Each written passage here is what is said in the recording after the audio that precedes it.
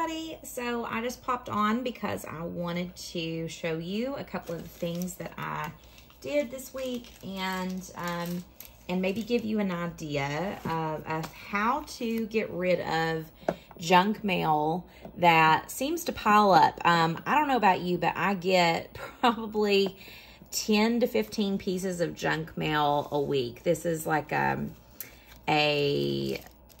piece of mail that I would get, some sort of advertising or something like that. And I get a bunch of these. I don't know how I managed to get on every junk mail list there is out there, but I actually keep my junk mail below my desk, and I keep them in 3 different bags. I just kind of pile them in. So I'm going to show you the bags here.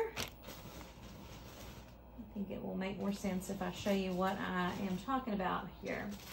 So, included in these bags is also like receipts or things that come off of clothing. So I put in 3 categories.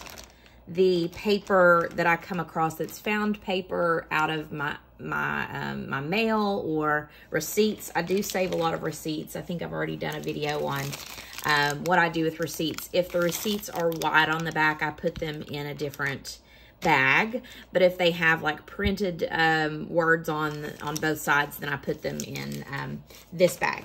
So this bag is just my junk mail with text or graphics. So if I have to paint over or cover something, it goes in this bag. And this is a 2.5 gallon bag. And I'll show you kind of a picture of my box here that I keep all these things in. This is how I organized my scraps.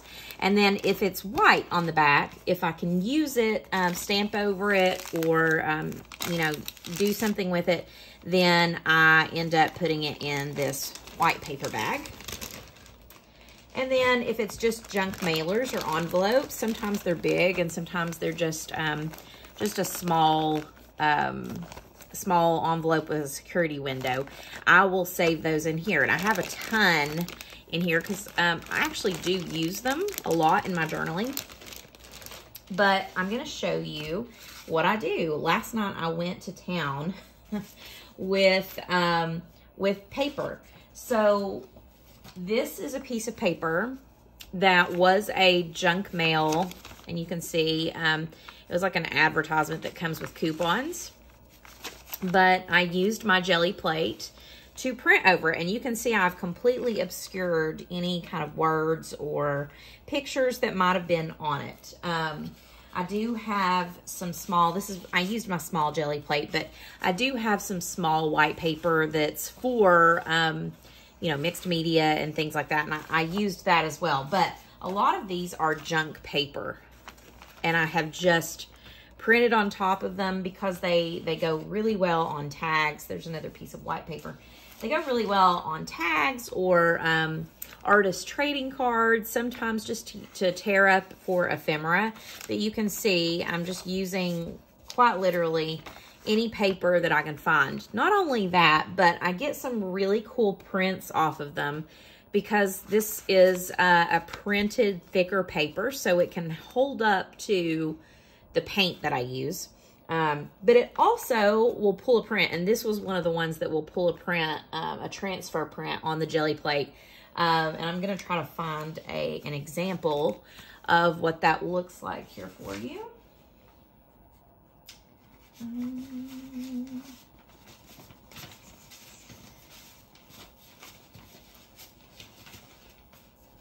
And when I pulled a transfer, here's one.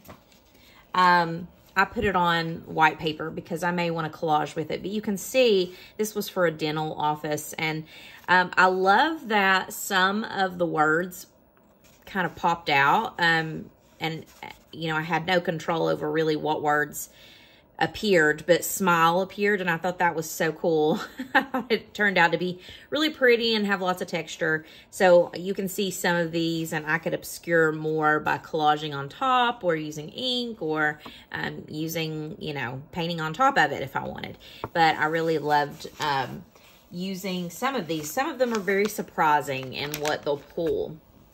So if you're interested, here's that dental card. It's like a heavy piece of cardstock, and I love saving these because you can paint really heavy on them, and you can still see, depending on the direction of the light, you can still see kind of print underneath. So I think it's really cool. Here was a little, you know, a little mailer.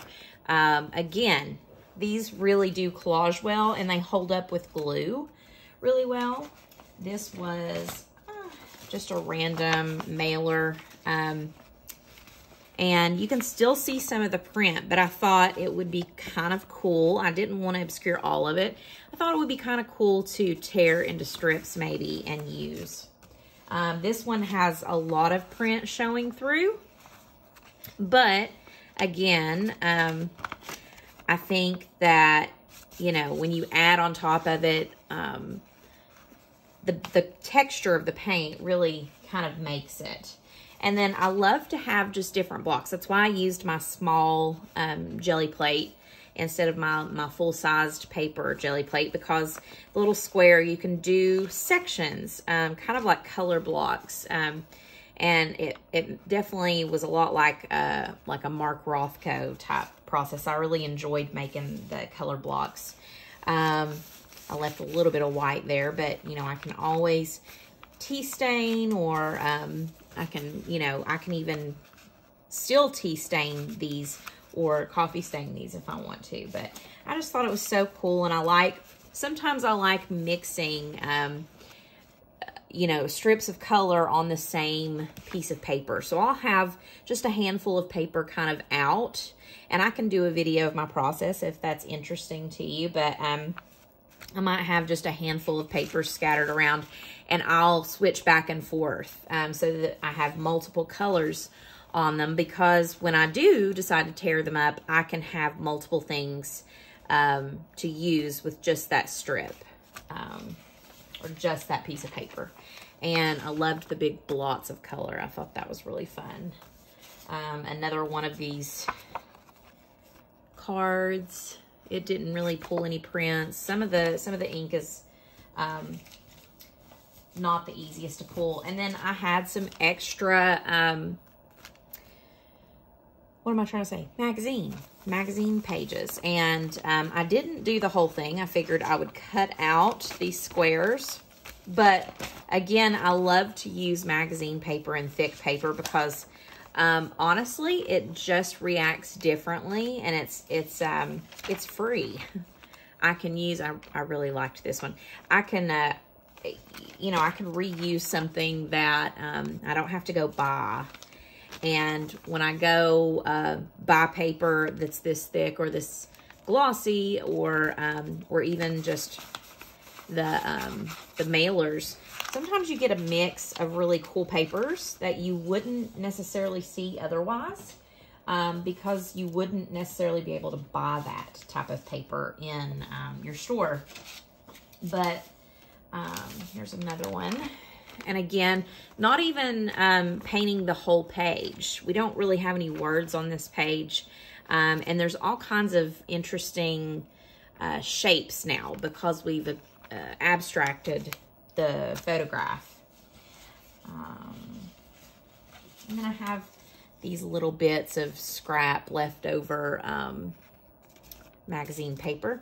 And then this is one of those things that I pulled out of a magazine. I always keep these as well because they do make really good thick cardstock to go on projects. And I figured I would show you. Again, I do this with, I do keep some of the white paper that I have in my mixed media pads. I keep them in the white paper bag so that I can just clean off my plate, or if I find that I really am enjoying something that's happening on the plate while I'm trying to do transfers, I will, I'll roll them on, or I'll put them on. I really loved this because you can see some of those elements, but you can't really tell what they are. You can tell there's words. You can tell there's numbers. And then it's an interesting mix of color that I wouldn't normally have put together. I think I was cleaning off a plate and then a transfer happened. So that was really cool. And I loved this. This reminded me of Monet's water lilies a little bit because of the coloring. And then some pinks and purples. And I just like to have a mix of things. That was another transfer. That was that Geico page.